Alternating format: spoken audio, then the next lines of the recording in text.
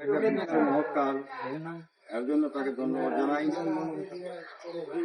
এই ধরনের কাজ খুব কম চোখে পড়ে এবং কম দেখা যায় যে মানুষ মানুষের পাশে দাঁড়ায়।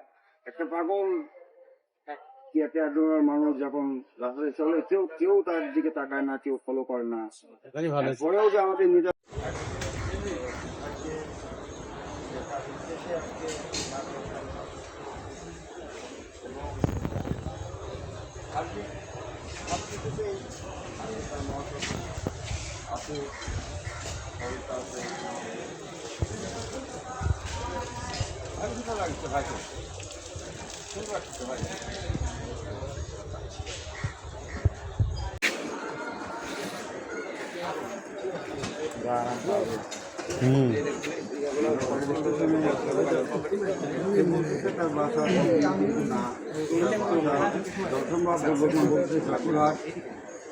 যদি কোনো সরকার ব্যক্তি চিনেন, জয়পুরহাটে যদি একটু চিনেন, অবশ্যই তার ভাষায় ঠিকানাটা কোথায় দিবেন এবং সে বর্তমান নাটোরে অবস্থান করতেছে।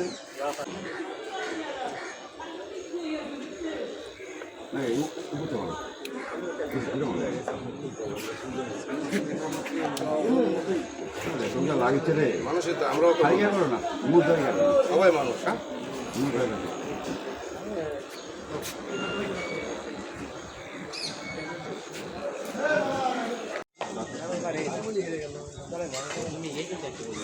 কারণ এর প্রথমকার চেহারাটা দেখলেন, এত সুন্দর সময় থাকতে থাকতে আরো অসুন্দর হয়ে গেছে, খুব সুন্দর হয়ে গেছে।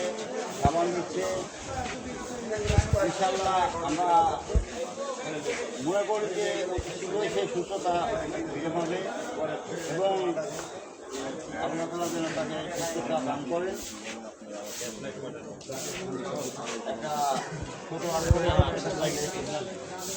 এই তুমি নিজে যে গায়ে বগলের নিচে এগুলো তো সবাই দাও।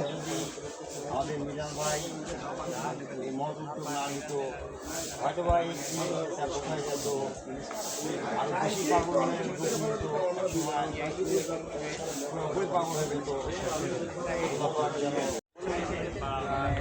আমার একটা পরিস্থিতি লাগছিল যে অন্যরকম একটা অবস্থা, কিন্তু আপনারা দেখতে পাচ্ছেন বর্তমান যে কতটা ফ্রেশ বুঝতে পারবেন আপনারা। ছিল দেখছেন, উনি হয়তো বা কোনো মাদ্রাসার ছাত্র হবে, তবে খুব শোচনীয় অবস্থা ছিল। দেখ, ওনার বর্তমান location Natore rail station, Natore.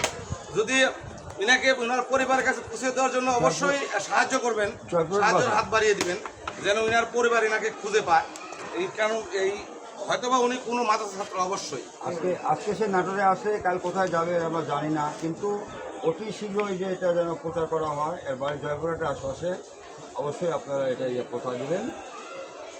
সবাইকে ধন্যবাদ এবং সবচেয়ে বেশি ধন্যবাদ আমাদের নিজাম ভাইকে, যে সে একটা মহৎ উদ্যোগ নিচ্ছে। এর জন্য অবশ্যই আবার বারবার ধন্যবাদ জানাই ভাই। আসসালামু আলাইকুম।